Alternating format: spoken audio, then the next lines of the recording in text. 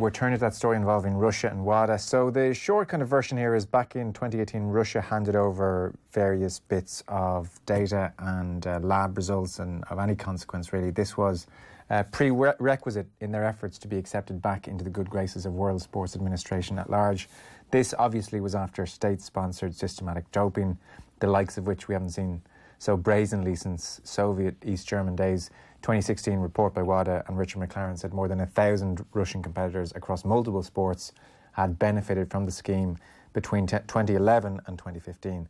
So yesterday, a little bit out of nowhere to a certain extent, yesterday WADA released a statement where, frankly, they said that all the information the Russians had handed over to them earlier this year was no good, frankly. And so they are proposing major sanctions for Russia. They want them banned from the Tokyo Olympics, and they want them banned from staging major sporting events as well for 4 years. This will be decided in Paris on December 9th when they have their executive committee meeting. For more, we're joined by Sean Ingle, chief sports reporter and columnist at The Guardian. Evening, Sean. Good evening, Joe. How are you? Yeah, very well, very well. You recovered from Shane Sutton and the fun and games a couple of weeks ago.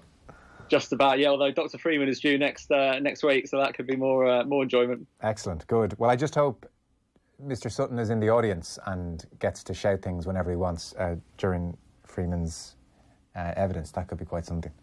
So the Russians here, I try to give a brief enough summary. Basically, all this has happened. You know, we know about the state-sponsored doping, and we've seen the documentaries, and everybody at large is pretty familiar with what went on for a number of years.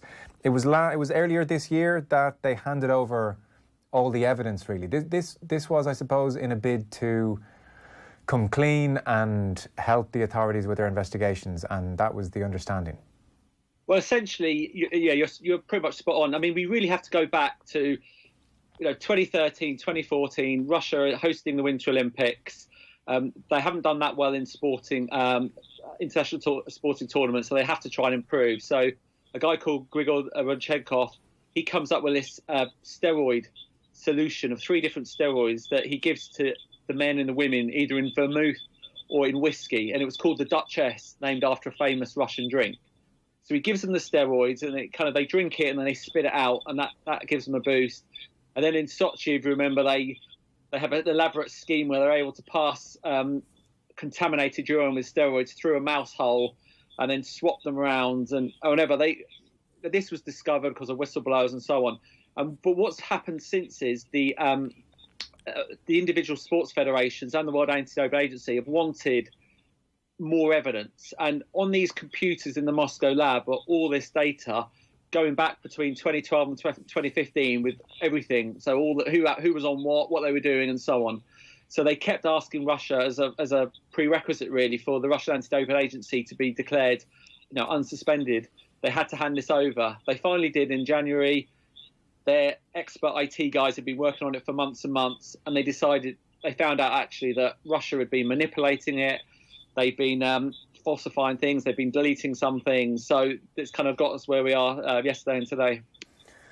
Yeah. I saw WADA said that some pieces of information in Moscow, they'd fabricated messages in an attempt to generate a theory that Rodchenkov, the whistleblower, people will have seen the Netflix documentary, I think, as well, a lot of people would have, that he had dripped false entries into the system as part of an extortion plot, that really this was all his little imagination almost, so it was quite cunning what was going on here in terms of what had happened to the information that Russia handed over.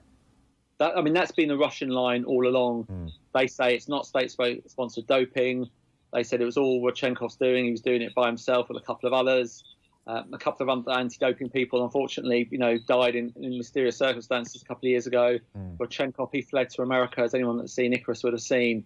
And this is very much a Russian narrative. And interestingly, the IOC, obviously, that runs the Olympic Games, it's come out with a statement today where, while critical of the behaviour of the Russian lab, does say, in effect, no Russian Olympic officials have been implicated in this, and kind of paving the way, really, for what we saw in Pyeongchang a couple of years ago, where Russian athletes that are declared clean can compete, but perhaps not in Russian uniform. But we'll have to wait and see, obviously, as we head towards Tokyo, what does happen. Yeah, I mean, look, Russia's obviously a rogue state effectively at this stage, although their foreign minister has come out and he said this is all part of a wider global campaign to undermine the country. In essence, Russia's accused of everything and everywhere, regardless of the international field, conflicts, economics, energy, gas pipelines, military trade, everywhere. Russia is violating something. So that's the line they're going with. What's likely to happen then on the 9th of December when the WADA Exco gets together? I think almost certainly they will agree. They will approve rather the WADA recommendations, and then I think we then go to the next stage, which is what the IOC will do, and whether what WADA decides is challenged at the Court of Arbitration for Sport. So if you remember, before Pyeongchang, we had months and months of what's going to happen, and then when a few athletes were banned, many of them did take their case to court. So I think this will rumble on and on again. Because at the last Games, there was a special designation, Olympic athlete from Russia, and they competed under the Olympic flag, effectively, and so a number of individuals made it through that way. If they could demonstrate a certain, in so much as you can trust anyone at this stage, but if they were able to prove they weren't implicated in any great way in the scandal. Absolutely. 168 Russians competed in the Winter Olympics last time out. You've got to remember, list data is from 2012 to 2015. So if you're a young Russian and you have been regularly tested, you probably will be allowed in. And the IOC actually in its statement today did sort of say, they want Russian athletes to be able to compete, where they are able to demonstrate they are not implicated in any way by the Russian non-compliance. So, that's very much the case. And Sean, had you heard, had there been rumblings from early on that the data that the Russians had handed over in January of this year was dodgy? Like, was there a sense that this was coming, or has this come a little bit out of the blue? Yeah, no, actually last December somebody texted me essentially saying the rumours are they've manipulated it. So it's kind of a fairly open secret in anti-doping circles that WADA had wanted this since sort of 2015, 2016. So it was I think most people were fairly sceptical that it would be the unvarnished version. Right. They had a lot of time to play around with stuff, and clearly they had. You can't really say there's much intent here on Russia's part to start obeying the rules. I mean, I know their foreign minister can talk about this sense of victimhood and all the rest, but I mean, this is absolutely scandalous, really, that when they're given the chance to re-ingratiate themselves, that this is how they try and quote-unquote cooperate with the whole thing, by going to the trouble of falsifying all the documentation, handing it over with straight faces and sitting there. What are they expecting? Absolutely, and it's not just in anti-doping circles either. I mean, the Russian Athletics Federation looks like it's going to be banned as well for a separate case where a Russian high jumper who won the World Indoor Championships last year, he went missing, had three whereabouts failures, and they came up with fake documents claiming that he was somewhere, and when the investigators went to look, it was just a deserted building. I mean, this is clearly a pattern of behaviour that we've seen for several years now. Yeah. And regarding Euro 2020, St. Petersburg, they have a status as one of the venues for Euro 2020. It seems, even though reports are suggesting that could be in jeopardy, or Russia could be in jeopardy full stop in terms of participation, that's not the case? Yeah, I actually went to someone very senior in all this late last night and said to him, look, there's mixed reports here. And he confirmed that when they drafted the rules, they had the phrase something like global competitions in there. And for whatever reason, they didn't include regional competitions, which obviously Euro 2020 is. So he reassured me emphatically that this, whatever happens, next month, it would not affect the Euro 2020 and Russians' eligibility, which seems a bit odd to me, but there you go. Yeah, I would have thought so too. The 168 athletes that you mentioned notwithstanding, and really to emphasise the sense that, it's not like Russia bad, everybody else good. I mean, doping is right across all sport, I'm sure.